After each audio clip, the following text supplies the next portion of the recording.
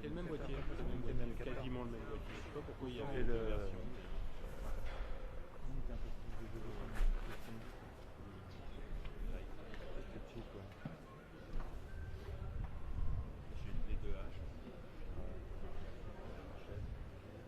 Pourquoi qu'est-ce qui se passait? Et alors le boîtier, voilà, j'ai détesté ça. Il était vraiment. C'est une génération à deux. Ils avaient du back focus. Et après tout a changé quand ils ont sorti des 3 et alors là, ça a été arrivé. Sinon, ouais, je me rappelle. J'ai découvert la campagne de la Noé. Dans l'Argentine, je crois. Quand on mettait les films d'escalade.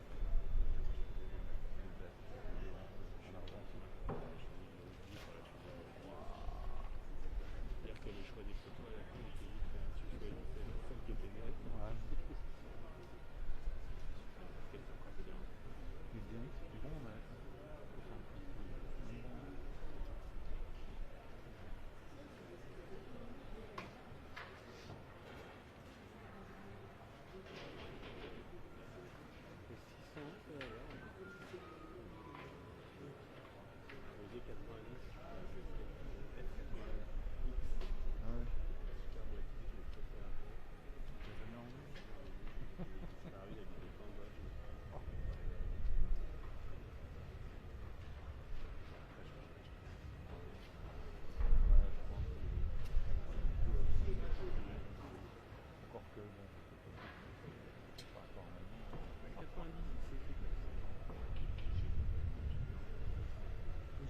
Sur la 2 Le premier boîtier.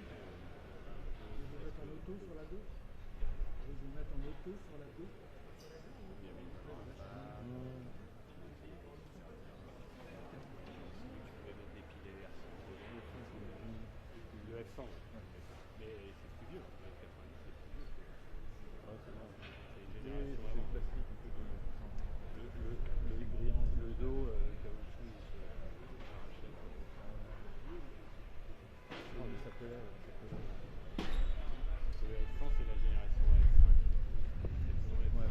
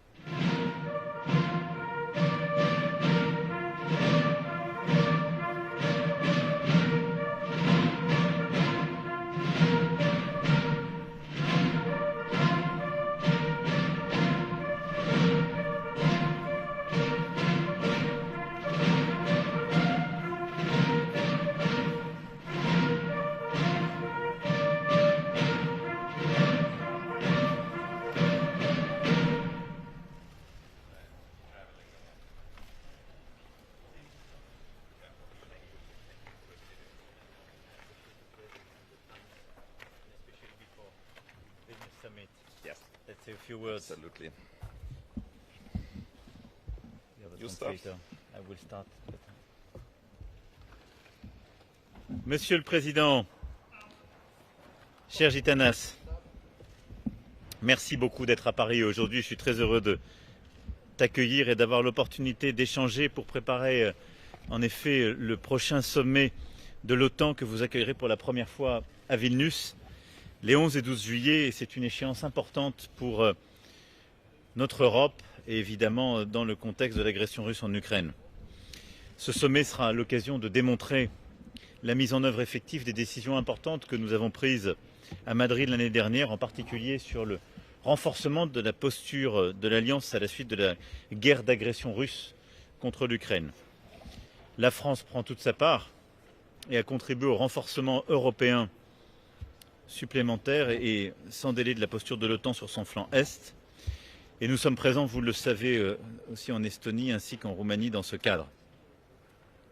Notre appui se porte également sur la Lituanie, cher Gitanas, où notre détachement aérien a terminé il y a quelques semaines sa mission dans le cadre de la police du ciel.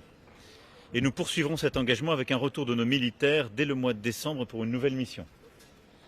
La France déploiera également en Lituanie, pendant le sommet de l'OTAN, un bataillon mixte issu de la brigade franco-allemande dans le cadre d'un exercice conjoint. Tout cela témoigne de la solidarité de la France à l'égard de la Lituanie et de tous nos amis européens qui sont présents sur ce flanc oriental. Et je souhaite réaffirmer ici l'engagement ferme et déterminé de la France en faveur de la sécurité et de la stabilité de la Lituanie et de toute la région baltique. Nous évoquerons aussi l'important sujet de la défense aérienne et antimissile. La France organisera à cet égard le 19 juin au Bourget une conférence sur ce sujet. Notre échange portera naturellement sur la poursuite de notre soutien à l'Ukraine. J'ai eu l'occasion à nouveau d'échanger avec le président Zelensky lors de son voyage à Hiroshima en marge du G7. Et la France a annoncé, comme vous le savez, de nouvelles mesures de soutien il y a quelques jours. Au niveau européen, les décisions relatives au financement justement commun de l'approvisionnement en munitions sont majeures. Nous devons aller plus loin, plus fort, en réinvestissant nos industries de défense pour pouvoir continuer à apporter durablement notre soutien à l'Ukraine. Et je sais combien votre pays est en pointe sur ce sujet. Nos efforts doivent aussi être orientés vers les États tiers pour éviter une fragmentation dans la réponse à cette guerre. Le récent sommet du G7 a permis d'avancer à cet égard. Au-delà évidemment des sujets de sécurité, de la préparation du sommet de l'OTAN et du contexte ukrainien, nous aborderons les sujets européens parce que nous avons besoin d'une Europe plus forte, d'une Europe qui réduit ses dépendances critiques, d'une Europe indépendante en matière énergétique et capable d'agir de manière plus efficace. Nous reviendrons en particulier sur les questions migratoires et les questions énergétiques.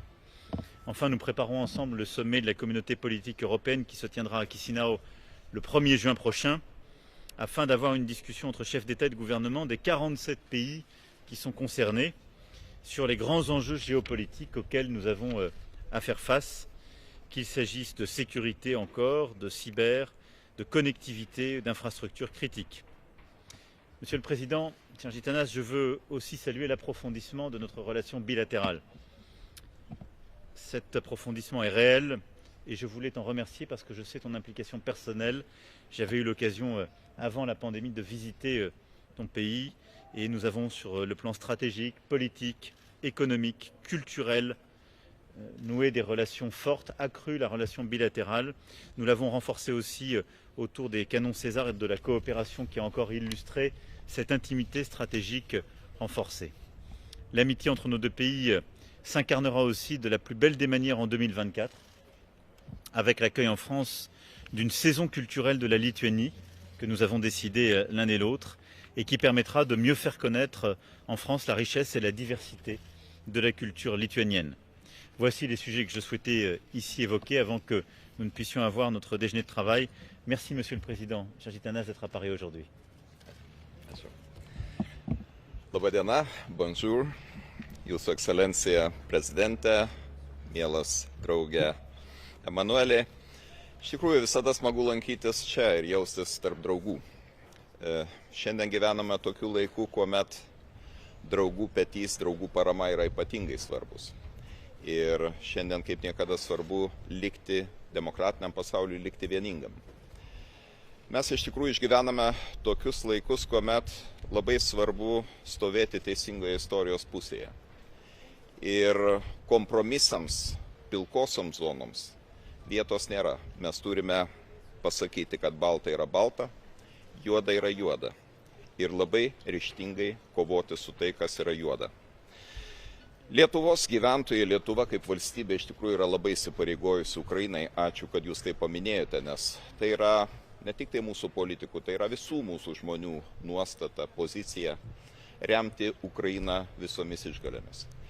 Ir mes tai darome labai efektyviai. Pagal paramą Ukrainai mes turbūt esame viena iš 3 daugiausia Ukrainą remiančių šalių, skaičiuojant procentais nuo bendrojo vidaus produkto.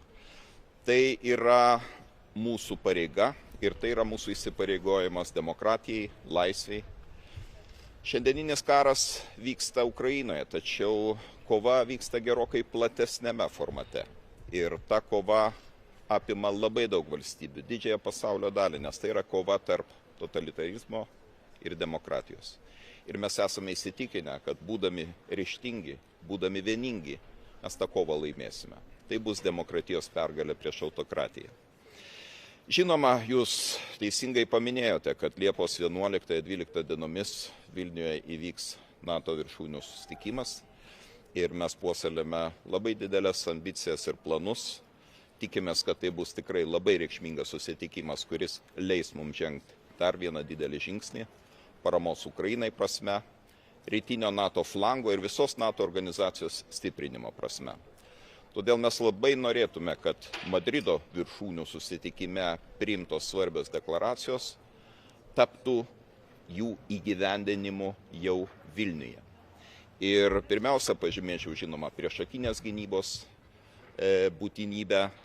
Paminėčiau taip pat oro ir priešraketinės gynybos svarbą, nes karas Ukrainoje pademonstravo, kad ši gynybos ir oro gynybos sistema yra nepaprastai svarbi siekiant kontroliuoti oro erdvę ir taip apsaugoti civilius gyventojus nuo beprasmių žūčių, o civilinę infrastruktūrą nuo sugriovimo. Todėl aš tikiuosi ir šiandien turėsime puikios progos pakalbėti apie tai, ką galime nuveikti šitoje srityje ir kokios galėtų būti didesnės pastangos įgyvendinant oro gynybos sistemas. Labai tikiuosi, kad rasime visi supratimą ir sutarimą dėl 2 procentų bendrojo vidaus produkto gynybos išlaidų finansavimo, traktuojant šį dydį ne kaip lubas, o kaip grindis. Kitaip tariant, šalis turėtų pasiekti minimaliai bent šitą lygį ir žinoma, tos, kurios mato būtinybę, turėtų investuoti daugiau. Šitoje vietoje atsiveria puikios perspektyvos bendradarbiauti gynybos srityje. Ir čia jau aš kalbu apie dvišalius Prancūzijos ir Lietuvos santykius. Kaip žinau, jūsų kompanijos aktyviai dalyvavo visai neseniai Vilniuje įvykusioje konferencijoje, Miltech konferencijoje. Ir jos lankėsi, turėjo kontaktų su mūsų gynybos pramonės įmonėmis ir aš labai tikiuosi, kad iš šių kontaktų gims gražus vaisiai, gims gražus rezultatai ir galėsime pasigirti, kad esame puikūs partneriai dar ir šitoje srityje. Jūs, gerbiamas prezidente, paminėjote, kad netrukus susitiksime Moldovoje. Tikrai Moldovoje turėsime progą aptarti tiek saugumo, tiek visuomenio atsparumo, tiek ir pasirengimo priimti naujus geopolitinius iššūkius kontekste. Ir aš labai tikiuosi, kad šitos diskusijos leidžia mus dar labiau suartinti vienas su kitu, geriau suprasti vienas kitą ir Europos politinė bendryje nėra pakaitalas ES plėtrai. Mes traktuojame šiuos kelius kaip 2 lygiagrečius kelius ir tikimės, kad netrukus galėsime pasveikinti pradėjus narystės dėrybas tiek mūsų draugus ukrainiečius, tiek Moldovą, žinoma su sąlyga, kad jie ir toliau sėkmingai įgyvendins tas reformas, kurias yra nusimatę. Na ir žinoma, mielas Emanueli, ačiū už paties jūsų asmeninės pastangas tam, kad Lietuvos kultūros sezonas Paryžiuje, visoje Prancūzijoje taptų realybę. Mes tikrai šiek tiek ir susijaudinę, bet svarbiausia labai efektyviai stengiamės pasirengti šitoms dienoms, pristatyti mūsų kultūrą, pristatyti mūsų tradicijas, pristatyti mūsų istoriją. Ir aš tikiuosi, kad tai bus dar viena proga Lietuvai ir Prancūzijai sustiprinti tą emocinį tarpusavio ryšį. Na, o jūs, tikiuosi, su gerbiama pirmąja ponia turėsite progą dalyvauti inauguracinėje šitame kultūros sezono renginyje. Ir tai įvyks kitų metų kovo 12 dieną. Ačiū, mielas draugė Manuelį, už šiltą priėmimą ir tikiuosi gerų, prasmingų diskusijų. Merci. Merci.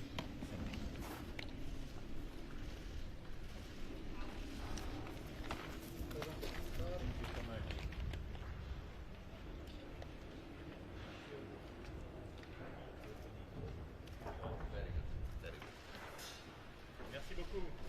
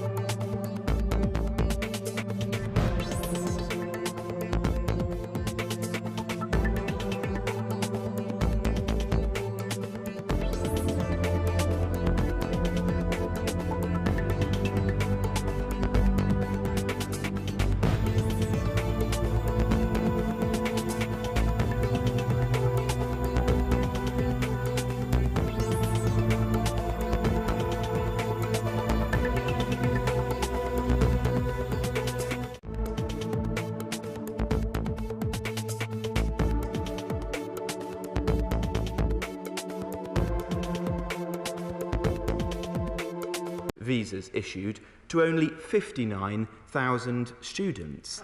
We don't want to do anything that would harm the international reputation of our universities, but it is right that we pay particular concern to pressure on housing supply, to pressure on public services, to integration and community cohesion, and to making good on our commitment to the British public that we will bring down net migration, which is what the vast majority of the public want to see done. Sir John Redwood. When we invite people to our country, it's very important that there is good provision of housing and school places and healthcare, and there are huge stresses on the system. Can the Minister give the House some guidance on how much the capital and revenue set-up cost is for a migrant family coming in? I think the EU, when we were in that some time ago, reckoned it was €250,000 for a migrant coming into an advanced country. Well, it obviously varies very widely between the country of origin, the skills of those individuals, and the points-based system is set up in such a way to encourage higher skilled individuals to come to the UK for work purposes. But he is right to say that it is a relatively accessible system, and that has meant very large numbers of people entering the UK for a range of different reasons in recent years. And we should be acutely concerned about the pressures that that's having on housing supply, on public services, and on integration, particularly in those parts of the country with very heated housing markets, such as the one that he represents. And that is why it is right that we take action of the kind we are today. Stephen Kinnett, the Shadow Minister. Thank you very much, Mr. Speaker. International students are much valued contributors to our world-class higher education system, which is a great asset to our country. But we, and indeed Universities UK, recognise that a tenfold increase in the number of dependents joining students in the UK since 2018 creates significant challenges, and that enforcement measures are long overdue. And therefore, the Leader of the Opposition has already made clear, and indeed our entire front bench, that we do not oppose these changes for master's students. But as usual, the government has failed to deliver an impact on these new rules and has left many of the details very vague. How many people will this affect, both in terms of students and dependents? What will the actual impact be on the numbers? The ONS defines an immigrant as someone who's been here for more than a year or who's coming for more than a year, yet master's students are typically here for less than a year. But what is clear is that dependents of students are only a fraction of the story here. In their 2019 manifesto, the Conservatives acknowledged that the Brexit vote was a bid to take back control of immigration. Yet since then, net migration has skyrocketed from 226,000 to 500,000, which is at a record high, even if you exclude Ukrainians and Hong Kongers. And the number of work visas has increased by 95%, a staggering figure. We're clear why this has happened. It's because for 13 years, the Conservatives have failed to train up Britain's homegrown talent to fill the million vacancies we have, and because there are 6 million people on NHS waiting lists in England alone, most of whom wish to return to the workforce. We want and expect net immigration to reduce, and we have set out plans for how we'll get more of Britain's workers trained up and back to work. And today, the Leader of the Opposition has announced that we will ditch the flawed government policy which allows businesses to undercut British workers by paying migrant workers 20% less in sectors assigned to the shortage occupation list. So will the Minister now commit to scrapping the 20% wage discount on the going rate for shortage occupations? Nothing could be clearer. The Conservatives have lost control of immigration. We, on these benches, are committed to maximising opportunities for Britain's homegrown talent. Well, I'm delighted to hear that the honourable gentleman has had a Damascene conversion to tighter border controls. Unfortunately, I don't think the British public will believe that. It is the same old Labour Party, the party that has always believed in open borders. Their own leader campaigned for the leadership of the Labour Party, saying that he wanted to defend free movement. Only the other day, the chairwoman of the Labour Party was saying that she expected migration to rise under a future Labour government. Same flip-flopping approach, same open-door policy. We want to ensure that we bring net migration down. We consider that to be a solemn promise to the British public, an important manifesto commitment. This is a significant policy, which I'm glad to hear the honourable gentleman support, which will make a tangible difference to this issue. It will reduce very substantially the number of people coming into the country as dependents. But there may be more that needs to be done. We're determined to tackle this issue and ensure that we bring that migration down. Greg Clark. Thank you very much indeed, Mr. Speaker. The Minister is doing a difficult job very well, and he's set out the context, and it's notable that the front bench shares that analysis. But most students are temporary visitors, and yet they're counted as, many of them, as permanent immigrants. So has my right honourable friend considered changing the definition to include in the count only those who stay? Well, I respect my right honourable friend and his deep knowledge of this area. I don't think it's helpful to change the way in which the statistics are reported. I do think that it is, you have to consider the fact that anyone coming into this country will place pressure on our housing supply, on public services, in particular if they're bringing dependents, including young children or elderly relatives, into the UK.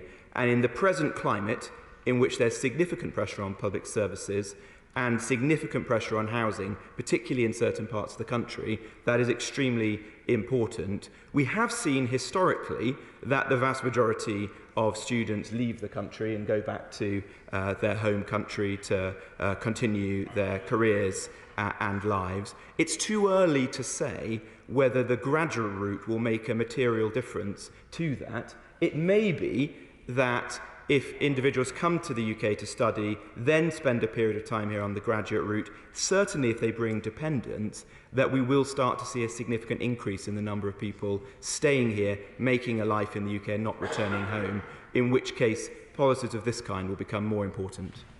SNP spokesperson Alison Thewlas. Thank you very much, Mr. Speaker. Any week where universities are celebrating all that international students bring with the We Are International campaign, the Home Office is setting about undermining the UK's place in the highly competitive international education market. I am dismayed that the Labour Party are supporting their measures today.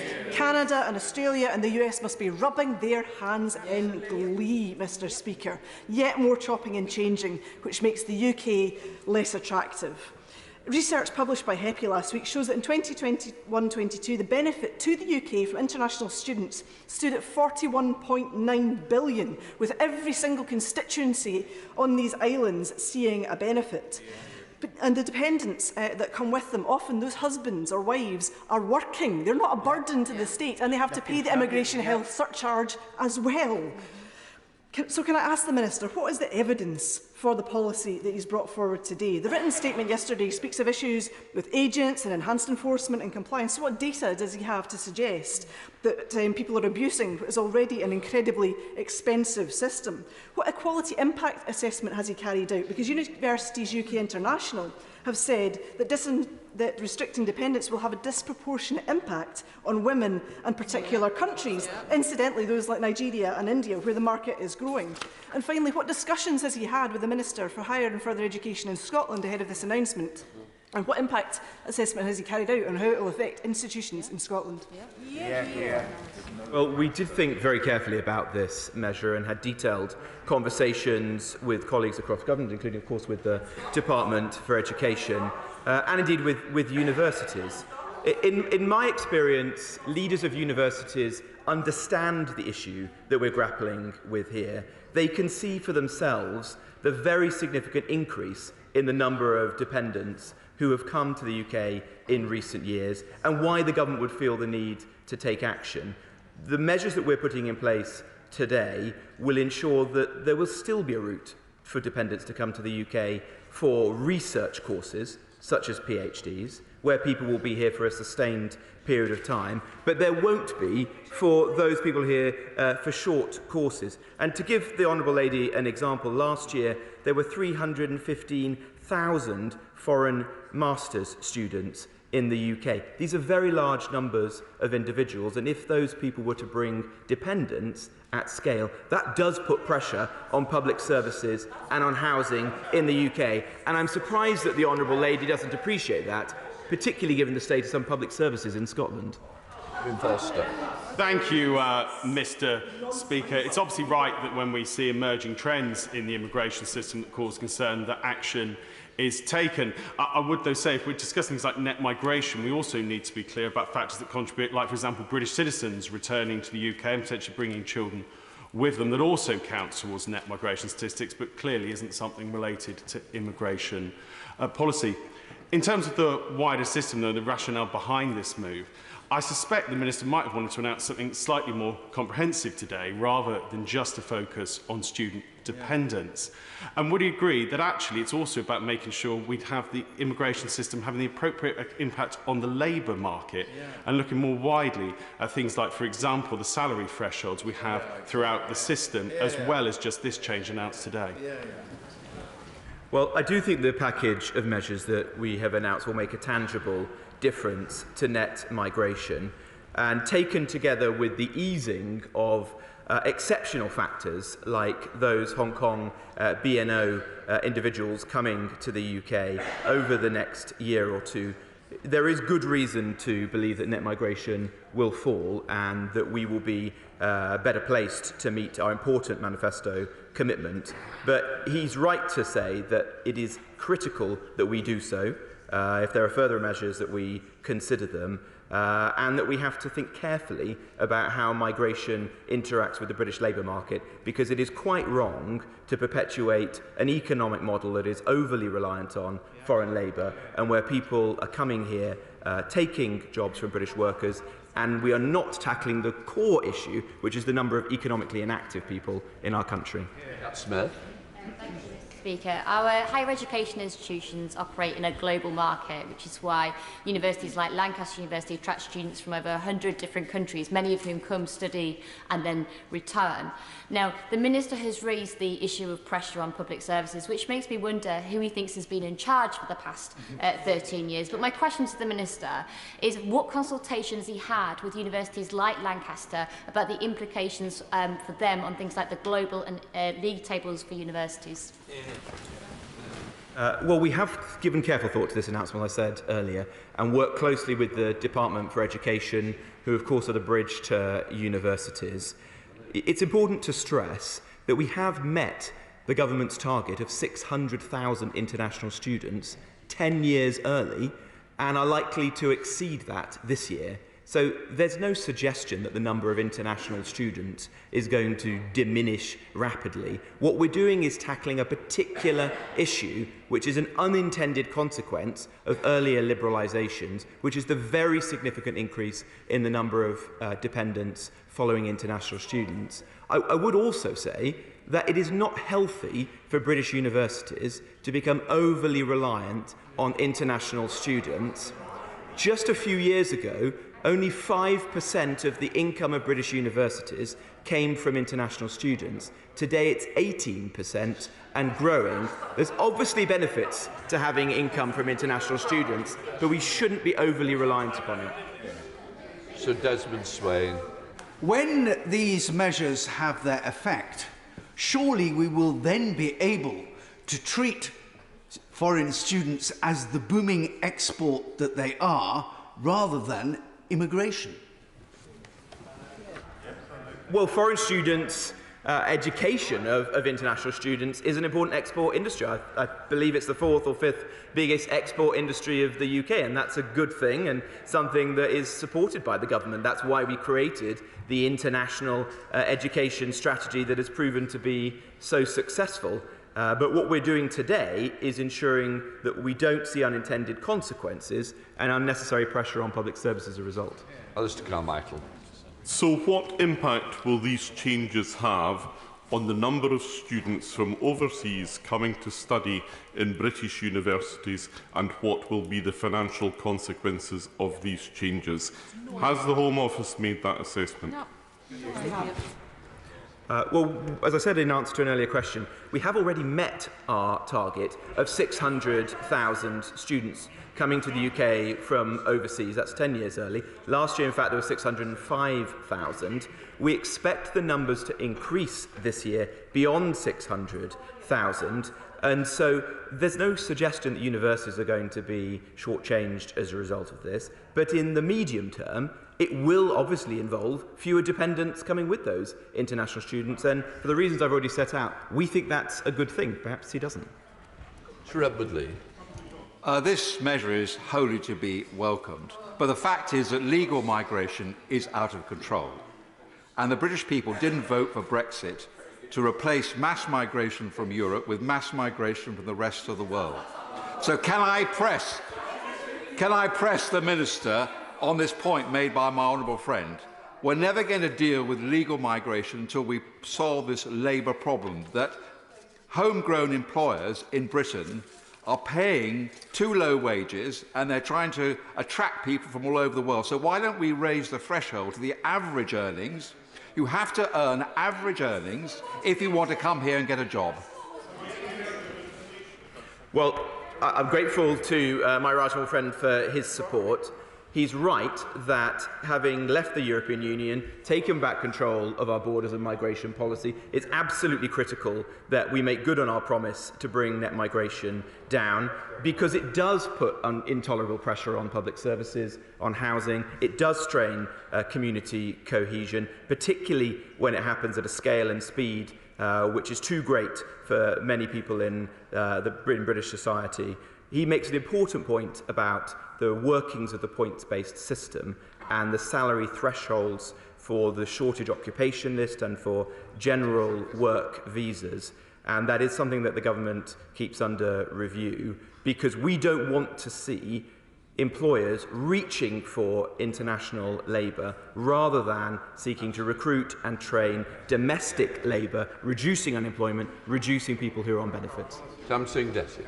Thank you very much. Mr. Speaker, the Home Secretary makes contradictory statements to different audiences and thinks that nobody has noticed her sleight of hand. She recommitted yesterday to bringing in 600,000 international students per year.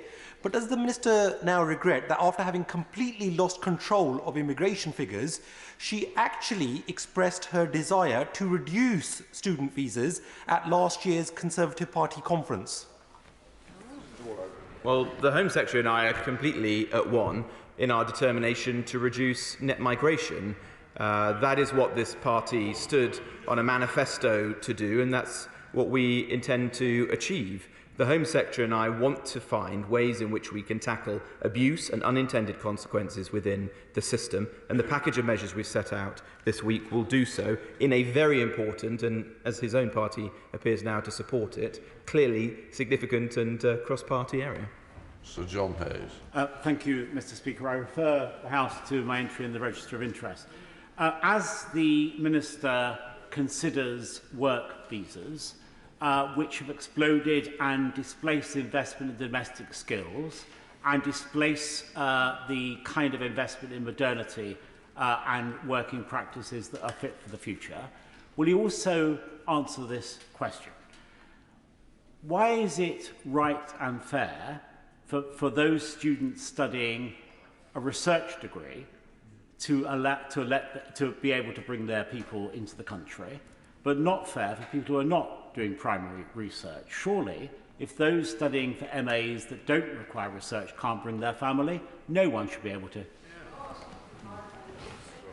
Well, we've said in the announcement this week that we, with the Department for Education, will launch a consultation with the university sector to design a longer-term alternative to what the system that previously operated, which could be a more nuanced approach. But I think the determination we've made this week is the right one, that those people coming into the UK to study will only be able to bring dependents in if they are doing those high-value, usually longer-term research-based courses such as PhDs, and those coming for short courses will invariably not be able to do so. That will cut out some of the abuse that we've seen in the system today and will focus universities on their primary responsibility, which is teaching and education, rather than, in some cases, being a backdoor to immigration and to work. Peter Grant.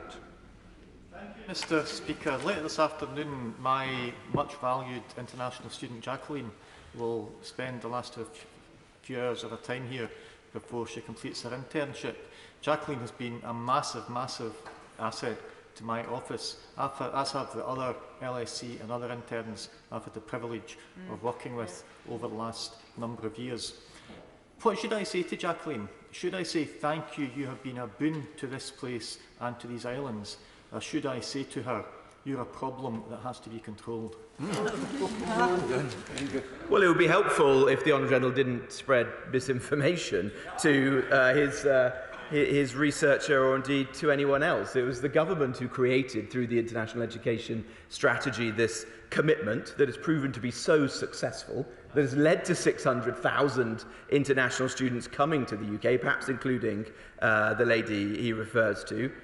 We also created the graduate route, which has enabled people, potentially including his researcher, to move seamlessly into the workplace here in the UK after their studies, rather than having to immediately apply for a work or family visa, as used to happen in the past. So there's no suggestion that there's any diminution in our support for universities or in international students. But it is right that we get a grip on abuses or unintended consequences. That's what governments have to do when you're trying to control an immigration system. Maybe he doesn't want controlled immigration. We do. That's why we have to take these steps. Aaron Bell. Thank you, Mr. Speaker. International students studying high-quality courses at high-quality universities like Kiel in my constituency, which I know the Minister knows well, add a huge amount to our local economy. But isn't it absolutely clear from the figures he quoted earlier about the increase in dependent visas that some universities have, wittingly or otherwise, been selling immigration rather than education? And isn't it vital that we get on top of this?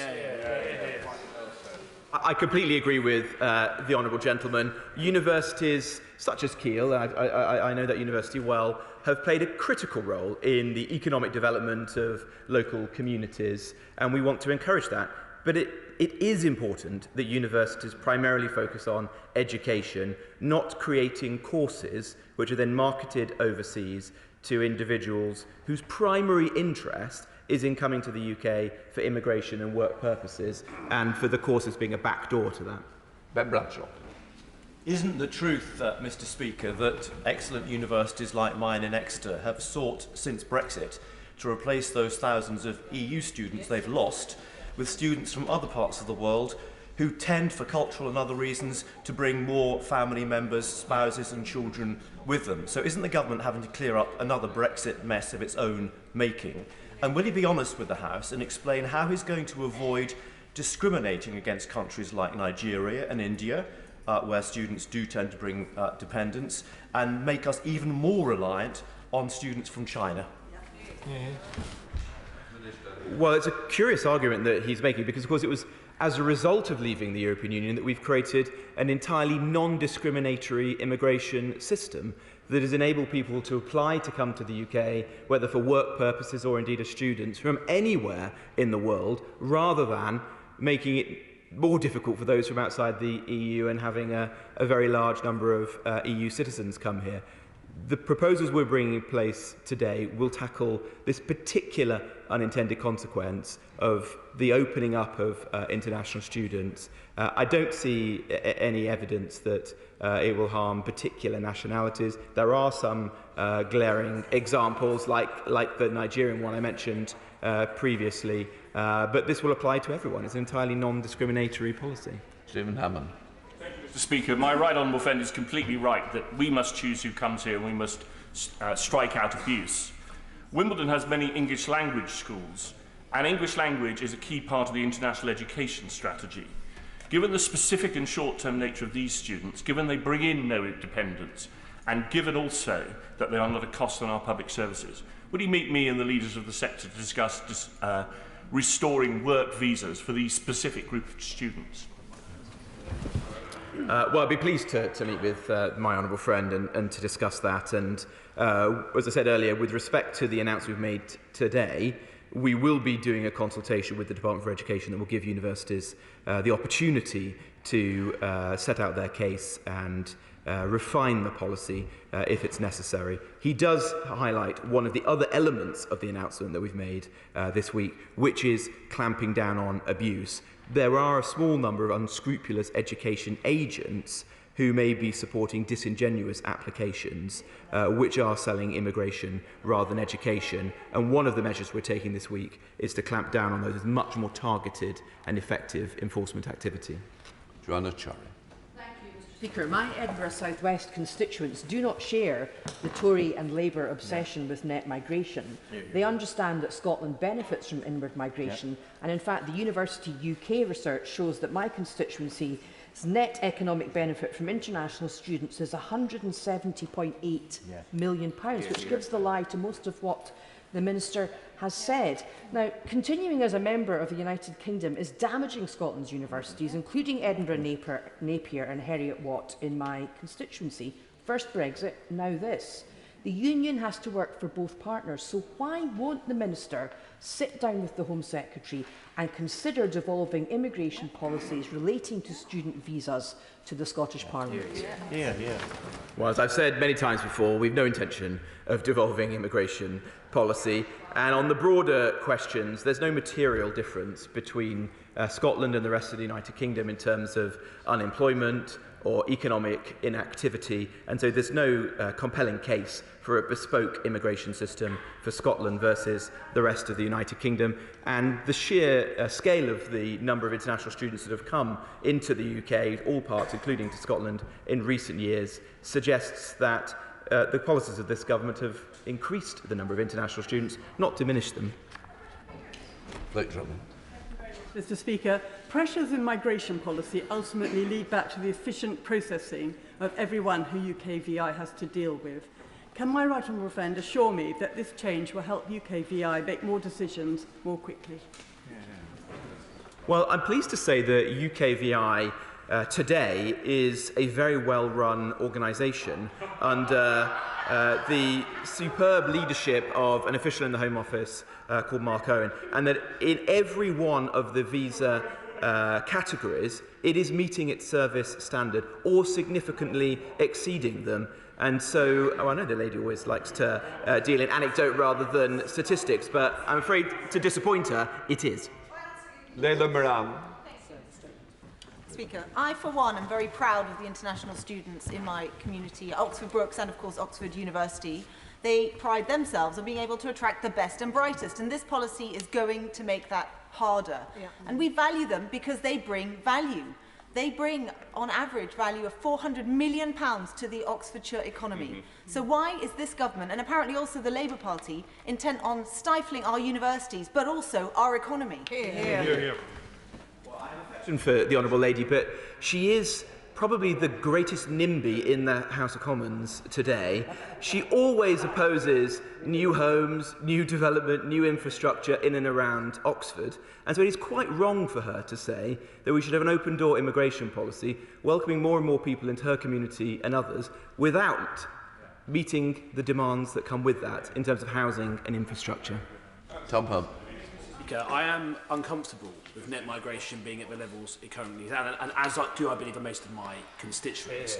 I understand what the government are doing about one-year taught masters. They seem to be about 95% of the dependent. Absolutely makes sense. However, I do have some concerns that some universities might try and game the system and relabel one-year taught masters one-year research masters. I understand why PhDs are treated differently, but one minister assured me that this will not happen. We'll clamp down on that.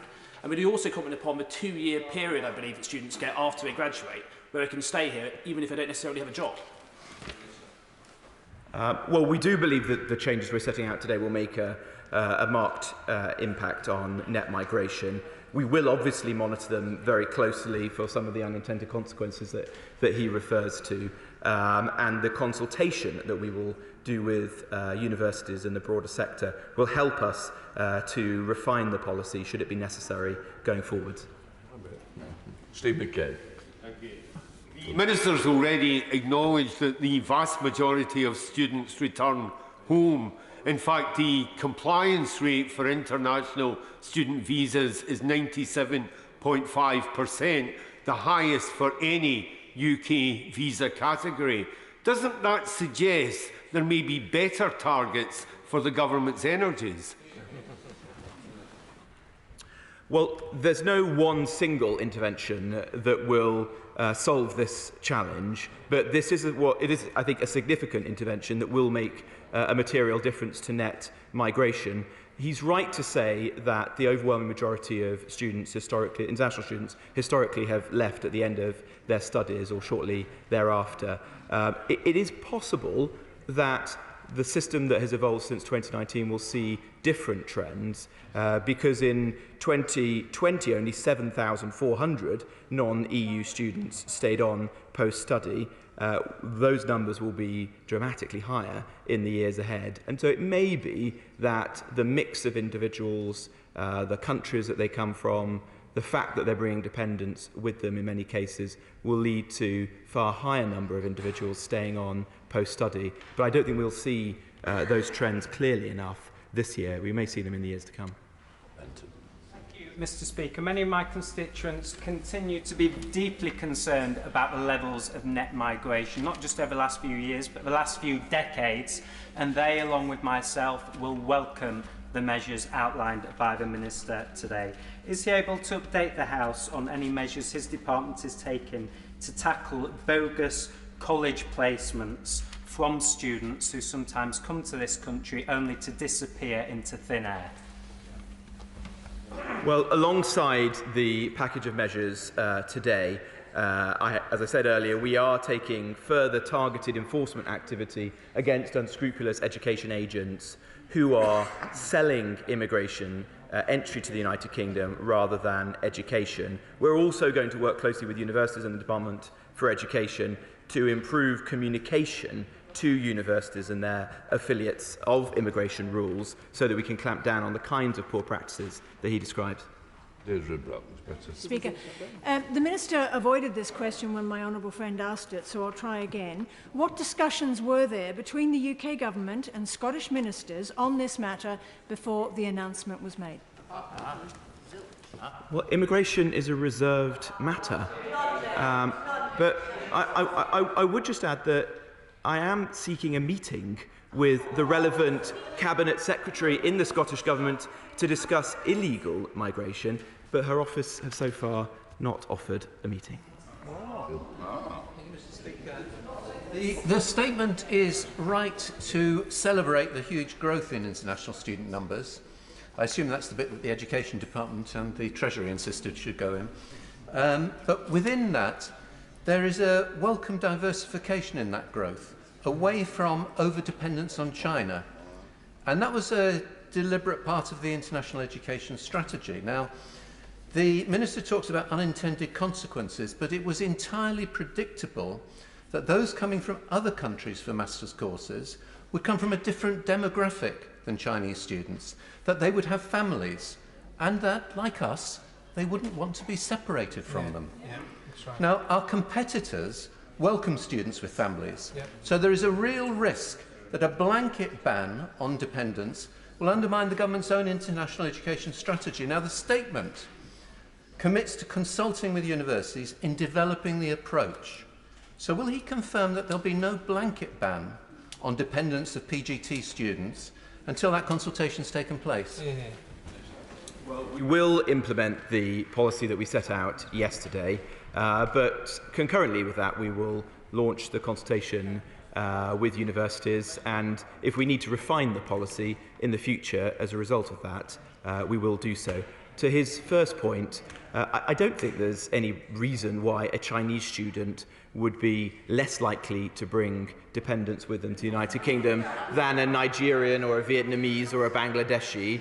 I don't follow his logic there at all. We want an entirely non-discriminatory approach, and that is what we have said to our international counterparts this week. That's always been our approach to this. We welcome international students from any part of the world.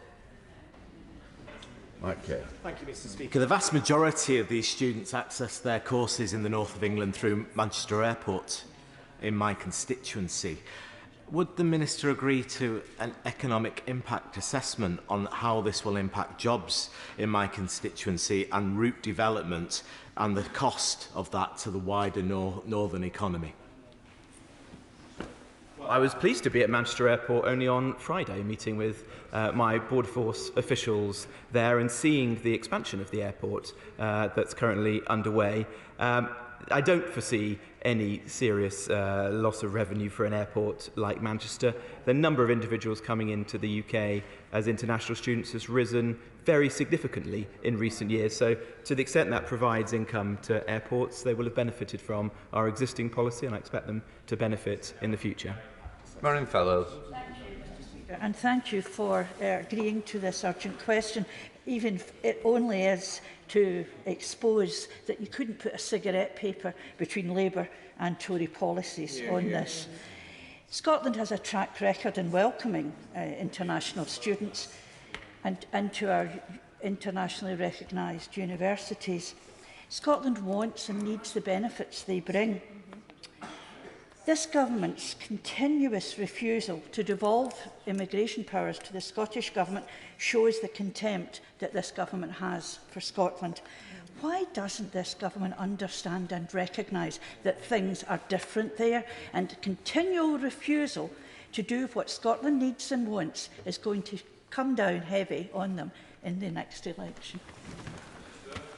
Well, at the risk of repeating myself, there's no material difference between unemployment or economic inactivity in Scotland and the rest of the United Kingdom. So the Honourable Lady is incorrect in that regard, and the UK benefits enormously from having a single immigration policy and offer to international students and universities in all parts of the world. Stephen Furry. In Northern Ireland, our local universities are very dependent upon international students, particularly so in light of the current budget crisis that we are facing. Also, employers are reflecting they can't access labour without migration, and indeed, which I'm sure is the same for the rest of the UK, our public services actually depend upon migrants for their basic functioning rather than being a burden. So why is the government so insistent in acting against the core interests of our public services, our economy and our local universities?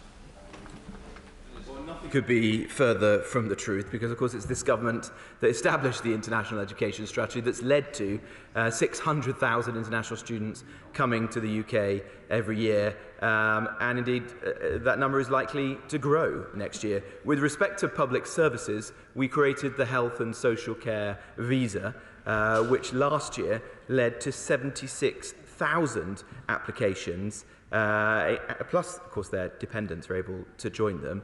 And that was 11% of all of the visas issued to individuals wishing to come to the United Kingdom. So we're doing everything we can to support public services, but we have to address the fact that very high levels of net migration do place intolerable pressure on housing, on public services and on integration. Adira Wilson. Thank you. Mr. Speaker, our schools are in the midst of such a chronic teacher recruitment and retention crisis that the Department for Education currently offers £10,000 relocation payments to overseas applicants to come and train as language and physics teachers in the UK on postgraduate taught courses. If they can't bring their family, they won't want to settle here and use the training that we have provided in our schools where they're desperately needed. Why is the government cutting off its nose despite its own face? Well, if the Honourable Lady is referring to pressure on school places, that would be a good argument for reducing the number of dependents coming into the United Kingdom, because it's exactly the children of students who in some cases will be making use of primary schools in her constituency. Jeff Smith. Thank you, Mr. Speaker. The Minister still hasn't said what economic impact assessment the government has carried out of this policy. Will he publish one? Well, I've said already that we take a pragmatic approach to this issue. We are balancing our strong desire to bring down net migration with the needs of the economy. That's why we've taken the approach of standing behind the 600,000 target for international students, but making this important tweak to ensure it isn't abused. That's it, Red. Of course, net migration figures also include the number of people who leave this country, and his hard Brexit has made it more difficult for students and others to travel overseas. So that's having an impact on the net migration figures as well. Meanwhile, Glasgow North thrives culturally and socially and economically to the tune of £225.8 million, thanks to our lively and diverse international student community. But what I'd really like to know is, why does the FCDO spend millions of pounds on overseas campaigns that says Britain is great, when the message coming from the Home Office is that Britain is closed? Well, I do wonder what world the honourable gentleman lives on if he thinks that net migration of 500,000 is low. That's too little, that we should be encouraging more. The levels of net migration to this country are very high today. We want to bring those down, and it's for that reason we're taking measures like this. Tim Farron. The University of Cumbria and Lancaster University are hugely successful institutions. We're very proud of them. They're really important to our economy. And indeed, they are very successful exporters. What is their export? High quality education delivered in the United Kingdom. So why is the government seeking to stifle our great exporters' ability to export? Why have they become suddenly anti-free market? And will they recognise, will the Minister recognise, that by earning money through international students, British universities are able to cross-subsidise services and places for British students? Won't British students be the people who pay the price? Well, as I said in answer to an earlier question, the economic benefit of international students is clear, and we welcome that, but we don't want British universities to become totally reliant on income from international students. Just a few years ago, that was accounted for 5% of their income. Last year, it was 18%, and without measures like this, no doubt it would continue to rise. To his broader point, of course we want to support universities like his own to thrive and to prosper and to market themselves internationally, but the business of universities is education, not immigration. This presentation. Oh, Jim Chan. Thank you, Mr. Speaker. Can I thank the Minister for his answers to the questions? And I do welcome the announcement that it does show considerable effort in committing to the government pledge to crack down on net migration. However, what assessment has the Minister made on the number of children that will ultimately be left behind whilst their parents come to the UK to study for a better life, but cannot bring their little ones with them on their journey to study and to crucially maintain family life, which I feel is really important?